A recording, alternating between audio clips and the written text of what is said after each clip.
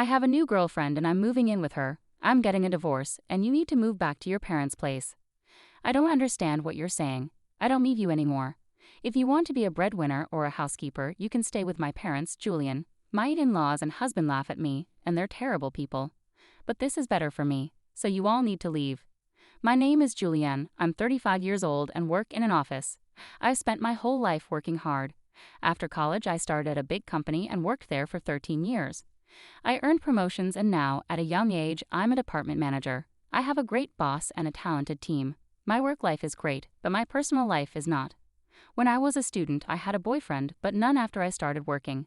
Concerned about me, a friend threw a dinner party, and that's where I met Jake. He was kind, had a great smile, and was easy to talk to. Since we were the same age, we had a lot in common and enjoyed each other's company. We became friends, exchanged contact information, and started having meals together. Eventually, Jake told me he had feelings for me, and we began dating. We got along really well. Jake proposed, and we got married. I was thrilled to marry the man I loved. Shortly after, I visited his parents. They were very welcoming and kind. Julian, it's wonderful to meet you. We can't believe someone as beautiful as you is marrying Jake, they said, and they were in tears. We're so proud of our son for finding such a good partner. Mom and Dad, stop it. You're making Julianne nervous. Oh, if you really feel that way, you can say it. Yes, it's a compliment, so it's fine. Jake's parents were very friendly and easy to talk to, just like him. Julianne works for a big company, right? Oh, that's great. It's impressive to see a woman who works hard. Are you going to quit your job after you get married? No, I plan to keep working. Well, you have a good job at a good company. That's great. I felt relieved. I had heard from friends that their mothers-in-law often told them to quit their jobs because it was a wife's role to support her husband. So I was happy to see that my future mother-in-law was supportive. After meeting my parents, we got married. I was thrilled about starting our new life together. My husband moved into the house I was living in, and we began our life as newlyweds. I was very happy to be with him all the time and to come home to him after work. 8 months into our marriage, my husband told me he wanted to talk about something. If you don't mind, I'd like us to live with my parents. What do you mean, live together? Yes, they're getting older, and I'm worried about them. I understand how you feel. My parents are about the same age, but my brother and his wife live with them, so I don't have to worry. However, since you're an only child, it makes sense that you're concerned about your parents. Does this mean we'll be living with your parents? Yes, that's right. But do they have a room for us? They use every room for various things. Well, if you're open to it, I think it would be a good idea to renovate my parents' house and turn it into a 2-family home. 2 families? Yes. If we do that, it will be much cheaper than buying a new house. We can have a nice, spacious place while still keeping our privacy. I think that's a great idea. My in-laws are kind, and having separate spaces will make things less stressful. Yes, exactly. Thank you so much. My parents will be thrilled. I was happy to see how pleased my husband was. When my in-laws visited us later, they were very thankful. With such a kind and cheerful family, I felt like managing 2 households wouldn't be so bad. Soon after, my husband and I talked about remodeling his parents' house. The cost would be about $200,000. During our discussion, my husband made a surprising request. Actually, I have a favor to ask. Could you cover the cost of the remodeling? What do you mean, the full amount? Yes. Why? My husband looked very uncomfortable. Actually, we're in debt. I was shocked. Neither he nor his parents had mentioned this when we were dating or when we got married. How much debt do they have? About $250,000. What? I thought it would be a few tens of thousands, but I'm stunned by the amount. I ended up shouting in surprise. It wasn't just a small issue, it was growing and seemed unmanageable. Even if I wanted to help pay it off, it felt impossible. My parents are living on a pension, and the debt was becoming overwhelming. I see, I said, trying to hide my shock and frustration. I had no idea my in-laws were in such financial trouble. Julian, I need a favor. Could you help me pay off my parents' debt? They can't manage it anymore, and my salary isn't enough either. Then isn't it going to be hard to renovate the house and live together as 2 families? No, it's important, so let's go ahead with the plan. You've asked me to cover the cost of the remodeling and your parents' debt. That's $250,000. I know it's a lot to ask, but I want to build a life with you and take care of my parents. I love both them and you. I'm sorry if this seems greedy, but if you really love me, please help. I promise to pay you back little by little. I was very upset. My husband and his parents had no one else to turn to but me. I knew he loved me, but I felt misled. It felt like love had blinded me. Okay, I'll pay for it. I agreed. My husband said, "Thank you so much," and shook my hand. He told his parents, who later came to our house to apologize. My mother-in-law even cried tears of joy. I have to do my best from now on, I thought. I was determined to take on my in-laws' debt. Although I had some savings, I was worried about paying it all at once, so I decided to pay $60,000 upfront and the rest in installments. We all got together to discuss the repayment plan. I explained my plan for installments, and they agreed to it. "Why don't you transfer the money directly to the debt repayment account? We're not very good at handling money, and I'm worried about transferring a large amount," my husband said. My in-laws agreed. It would be complicated for me to transfer the money to their account, and then for them to move it to the repayment account. Since it was a large amount, I didn't want it to get lost, so I agreed to transfer it directly. Once we settled the details, my in-laws looked very relieved. Now we don't have to worry about the monthly debt collection. It's been really scary. Dad and Mom, you should thank Julianne properly. Words can't express how grateful we are. Thank you so much. We're so glad Julianne is our daughter-in-law. No, I said. I was happy that my in-laws were relieved, but I felt a bit uncomfortable. I worried that they might see me just as a source of money. Despite this, I wanted to support my husband's family. With that in mind, I started making the payments, and we remodeled the house to create a two-family home. We moved into our new spacious home. My in-laws were very happy, and my husband was thrilled with the new place. I enjoyed cooking in the new kitchen and was glad we did the remodeling. It was more convenient and closer to work, which shortened my commute and gave me more free time that I could use for studying. I worked hard every day to pay off the debt. However, something troubled me. My husband did not help with the debt payments at all. He had promised to help, but he never contributed from his paycheck. When I asked him about it, he said his salary wasn't enough. I asked to see his pay stubs to understand his earnings, but he refused, so I had no idea how much he was making. I worked hard for about a year to pay off the debt. One day, my in-laws asked how much was left to repay. "It's been a year, so you haven't paid off much yet, right?" "Well, we've paid back about $60,000 this year, so there's roughly $180,000 remaining," I replied. My in-laws were shocked. "What? You've paid back that much, Julian? That's incredible. At this rate, you'll finish paying off the loan in about 5 years if you keep working hard. I'm hopeful we can pay it off," they said. "Thank you so much," my in-laws said, crying with happiness. Seeing them so joyful made all the hard work feel worthwhile.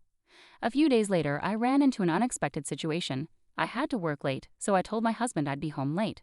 However, the work went smoothly, and we finished on time. I rushed home, planning to make dinner for him. When I opened the front door, I noticed my in-laws' shoes. "Oh, my in-laws are here," I thought. I walked toward the living room and heard them talking with my husband. "You made a smart choice marrying that woman, didn't you, Jake? You did well. I can't believe you got a woman with that much money." "When I found out she works for a big company, I made sure to win her over," said my mother-in-law. "You should be more grateful," my husband replied. "Oh my, you're part of the reason we're in debt," my in-laws said. "What? But I owe the least," my husband responded. "What are you talking about? How much did you spend on horse racing? Your gambling is terrible." "I win a jackpot once in a while, so sometimes we were actually ahead." "How can you be ahead when you owed $250,000? But at this rate, we'll be able to get out of debt and be back on track." "That's great, and she even remodeled our house. I got a really good wife." "Well, I'm going to dump her after she pays off the debt," my husband said. My husband and in-laws laughed. I was so shocked that I couldn't move from the front door for a while. After I calmed down a bit, I made a loud noise locking the door and said, "I'm home." When I went into the living room, my in-laws and husband greeted me with smiles. "Oh, Julian, welcome home. Great job, great job. We're heading back to our room now. Let's have dinner together soon." Their gentle smiles felt frightening after hearing their earlier conversation. I was stunned to see my husband pretending to be a good husband with a smile. I questioned why I had been working so hard to pay off their debt. "Didn't you say you had to work late today?" "Yes, but I finished early, so I came home to cook dinner." I tried my best to stay calm until dinner so my husband wouldn't suspect anything. Later, when my husband was taking a bath, I stayed in my room and cried alone. I cried so hard that it made me want to get back at my husband and in-laws. From that point on, I acted quickly. I began preparing for a divorce and made plans for what to do afterward. About 5 months passed. I pretended to be happy and told my husband that I had paid off my in-laws' debt. My husband's eyes widened. "What? You paid off the debt? That $250,000? It was supposed to take about 5 years. Actually, I had quite a bit saved up. I was hesitant to use it all at once, so I started paying a little from my salary in savings. But since we were already under $200,000, I thought it would be better to clear the debt all at once. I see, he said. Do you mind if I show you? I asked, presenting the bank book. Oh, it's true, he said. $180,000 had been paid all at once. My husband tried to hide his excitement, but I could see he was eager to leave. Wow, Julian, thank you. My parents are going to be thrilled, he said. He put his hands on his face, pretending to cry, but I knew it was just an act. Shortly after, my in-laws came over to thank me.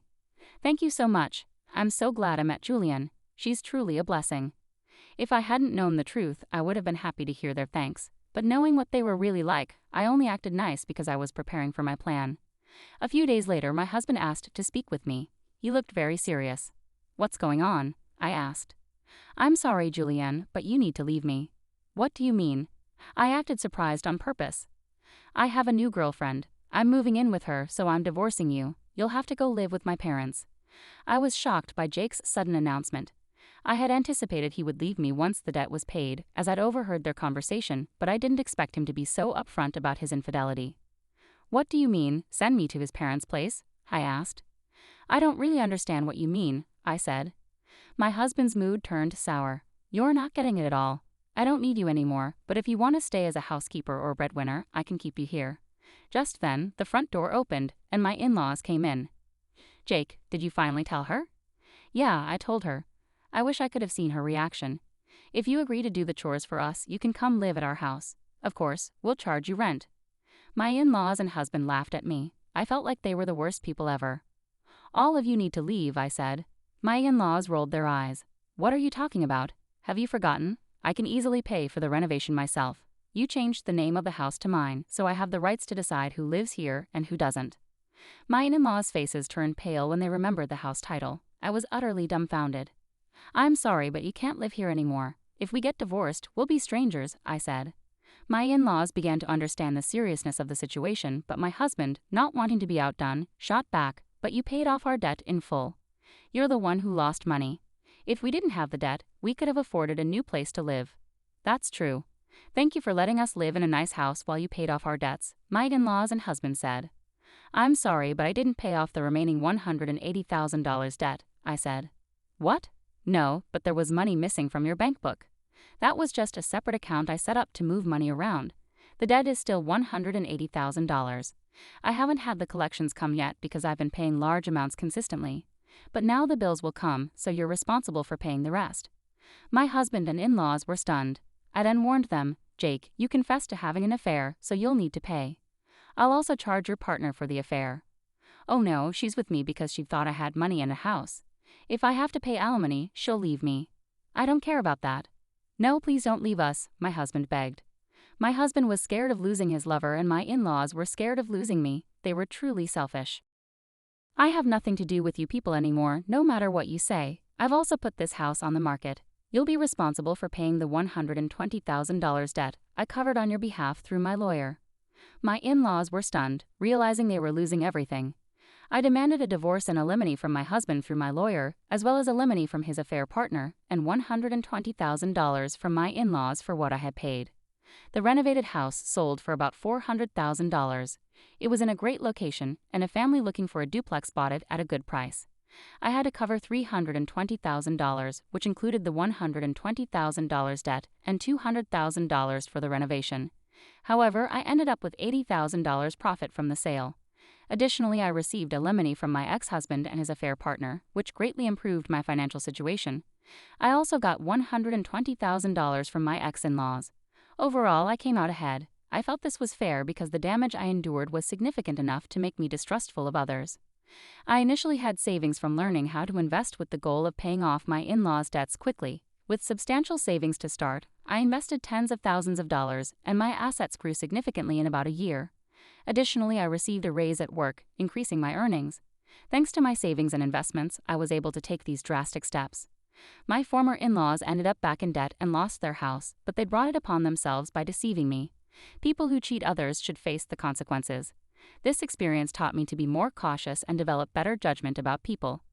Going forward, I'm focusing on saving and growing my assets to ensure a comfortable retirement. I want to create happy memories with people I can truly trust. To start, I improved my financial knowledge by taking courses and reading books on investing and personal finance. This helped me make informed decisions about where to invest my money. Over time, I diversified my investments across various asset classes like stocks, bonds, and real estate, which helped my wealth grow steadily and securely. Additionally, I seized opportunities to advance my career. I pursued extra training and certifications in my field, which led to a significant promotion and raise. This increased income allowed me to save and invest more aggressively. I remained focused on my long-term goals, aiming to retire comfortably and enjoy my later years without financial stress. I also wanted to be able to help loved ones if needed. This vision kept me motivated and disciplined. Eventually, my efforts paid off. I bought a beautiful home in a great neighborhood, traveled to places I had always dreamed of, and built strong relationships with friends and family who genuinely cared about me. These connections brought me joy and fulfillment. Looking back, I realized that the challenges I faced with my ex-husband and in-laws taught me valuable lessons. They pushed me to become more self-reliant and financially savvy and helped me understand the importance of surrounding myself with trustworthy and supportive people. In conclusion, I turned a difficult situation into an opportunity for growth. By focusing on my financial health and personal development, I created a better future for myself. I hope my story inspires others to take control of their lives and make positive changes. What did you think of the story? Please subscribe to our channel and see you in the next video.